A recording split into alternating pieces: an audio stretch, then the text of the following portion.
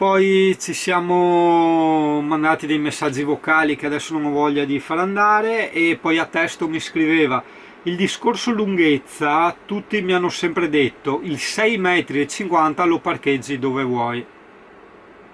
Per esperienza no, no, decisamente no, 6,50 m. Massimo puoi arrivare a 6 metri, non 6,50 m.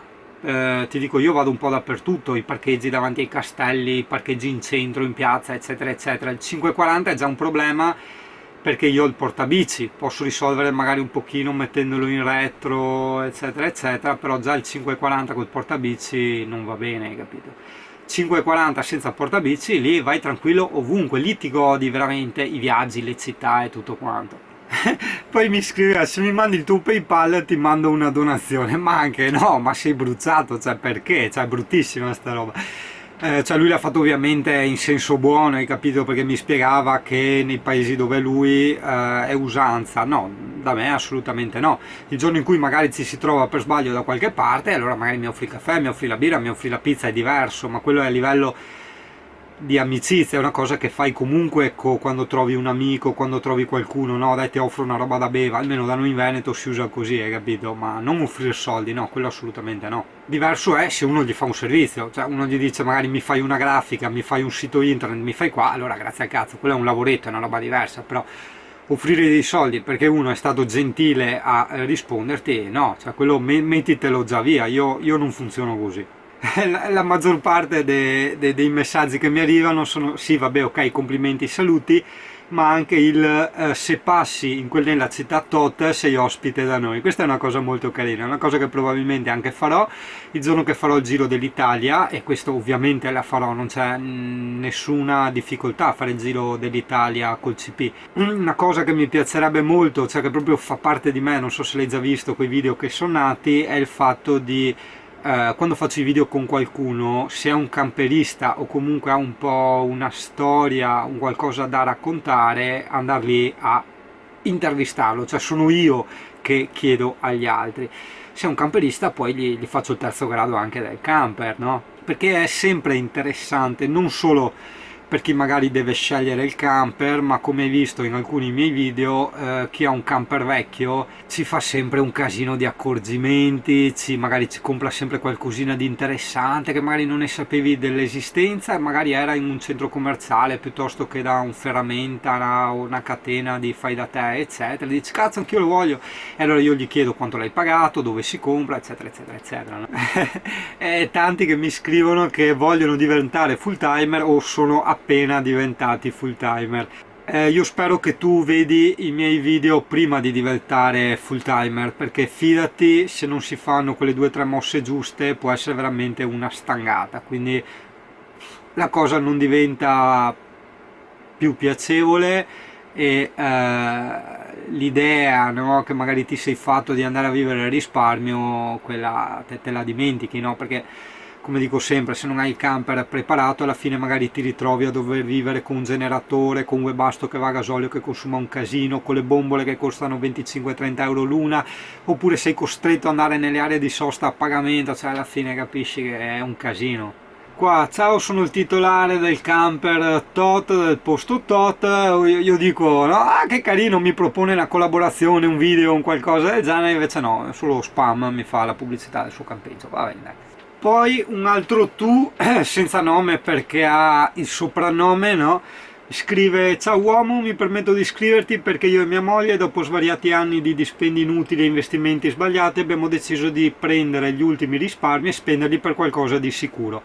Ed ecco la soluzione casa camper. Eravamo già gasati a bomba, tipo 90%, ma qualche giorno fa ho scoperto il tuo canale e sbam, siamo partiti.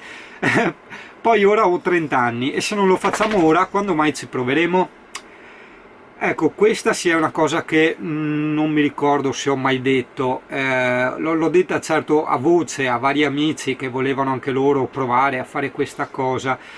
Allora, tu hai visto come ho iniziato io, no? Cioè c'è stata tutta una strategia, prendo il camper da 4.500, indipendentemente dal fatto che poi è da sistemare oppure no, io investo 4.500 euro. Non li investo per un tentativo che qualora dovesse andare male mi ha fatto buttare via quei 4.500 euro, no.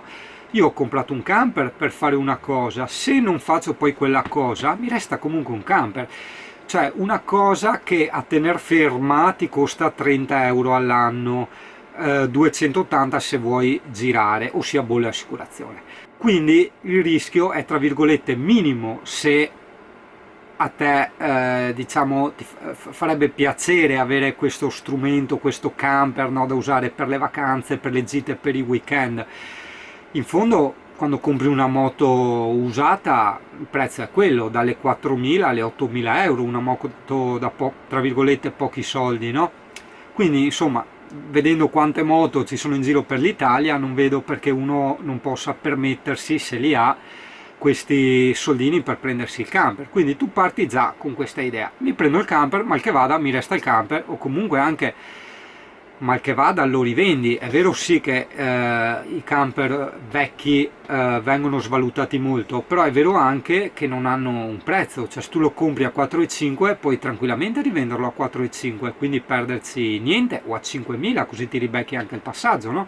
Da lì il punto clou dove volevo arrivare, perché sai che la prendo sempre larga, è il fatto che se non le fai ora, quando le fai? Ok, è vero, ma oltre a questa spinta usa anche la spinta del zingaro, cioè non sei obbligato a farlo e non c'hai nulla da perdere, cioè tu prendilo, prova, e se non ti piace, non va male, tutto quello che vuoi, basta, ritorna indietro.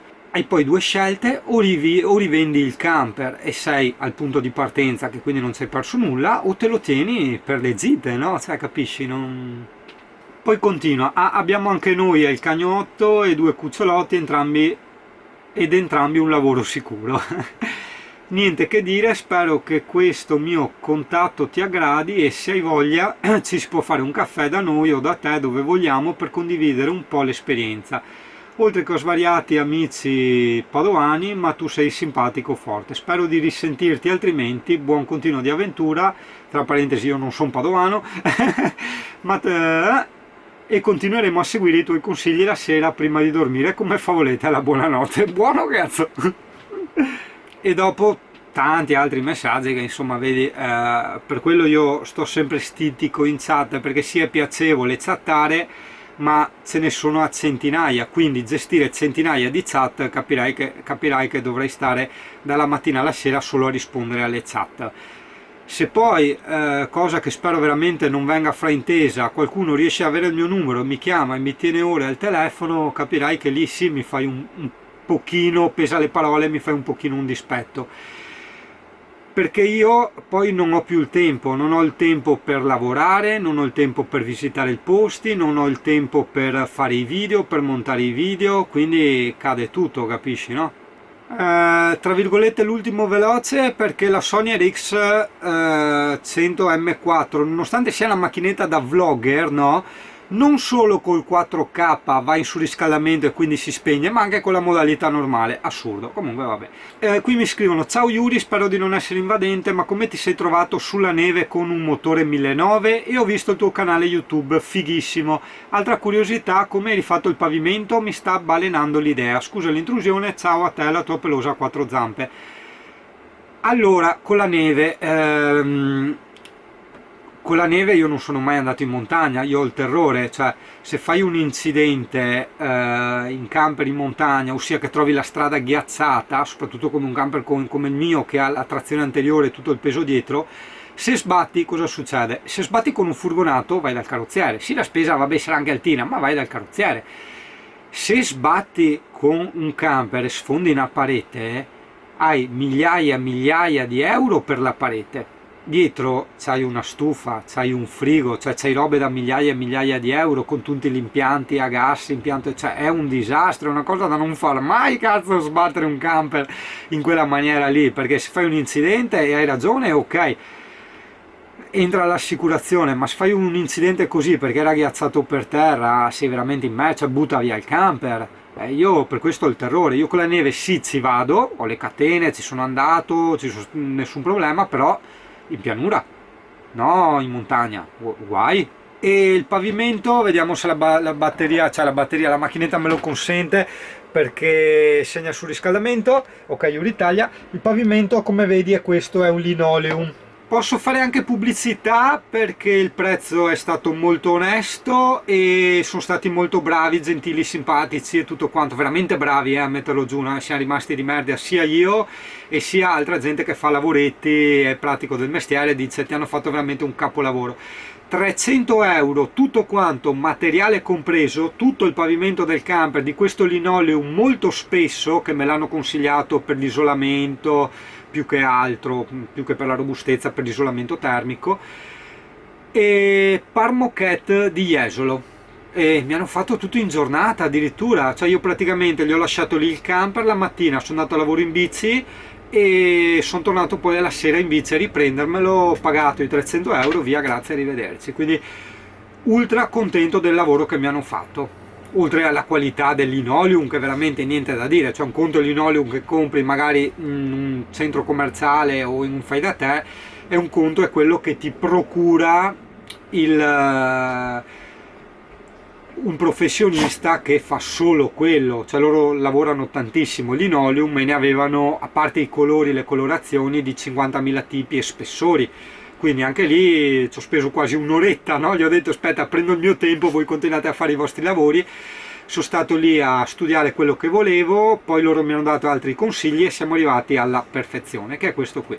Consiglio che mi hanno dato loro, e io ero perfettamente d'accordo, di tenere anche il linoleum vecchio. Loro me l'avrebbero tolto tranquillamente senza aumentare il prezzo né niente, però tenendo sotto il linoleum vecchio, ovviamente ben pulito, sgrassato, abbiamo ancora più spessore, quindi ancora più isolamento termico. Effettivamente è vero, e ho sentito molto la differenza tra averne due, di cui uno molto buono, e avere solo l'originale. Magari in pienissimo inverno magari no, però in autunno, inizio inverno puoi andare via tranquillamente con i calzini fini per terra scalzo, quello sì.